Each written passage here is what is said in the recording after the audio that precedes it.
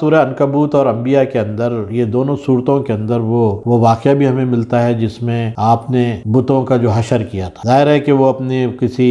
بڑی جاترا میں یا کسی عیدگاہ، لوگ کہتے ہیں، ابن کثیر نے عیدگاہ لکھا ہے، عیدگاہ میں جو ہے پورے گاؤں کے لوگ میلہ منانے کے لیے گئے تھے، اور ان کے پیچھے حضرت ابراہیم علیہ السلام نے جو بتوں کی مخالفت وہ کر رہے تھے، جس سے خاندان سے لڑے تھے، جو سماج سے لڑے تھے، وہ بتوں کے معبد خانے میں جا کر بڑے بت کے سامنے چھوٹے بتوں کو توڑ دیا اور ہتھوڑا اٹھا کر بڑے بت کے ہاتھ میں رکھ دیا۔ جب لوگ پلٹے اور لوگوں نے آ کر دیکھا ان کے بتوں کا حشر، تو کہنے لگے کہ ہائے کمبختی، یہ کس نے کیا؟ پھر لوگوں نے خود ہی گیس کیا کہ یہ ایسی بات ہم نے ایک نوجوان سے سنی، اس کا نام ابراہیم ہے، اور وہ جو ہے یہ بات اکثر کہا کرتا تھا، اس لیے اس کو بلایا گیا۔ حضرت ابراہیم علیہ السلام کو بلایا گیا، وہ پورا واقعہ آپ جانتے ہیں۔ میں ایسے بھی کہنا چاہتا ہوں کہ دعوت کی راہ میں یہ وقت بھی آتا ہے کہ عملاً لوگوں کو بیدار کرنے اور ان کے ضمیر کو جھنجھوڑنے اور ان کے قلب و نظر کو متاثر کرنے کے لیے کچھ ایکٹیویٹیز انداز کی بھی کرنی پڑتی ہے۔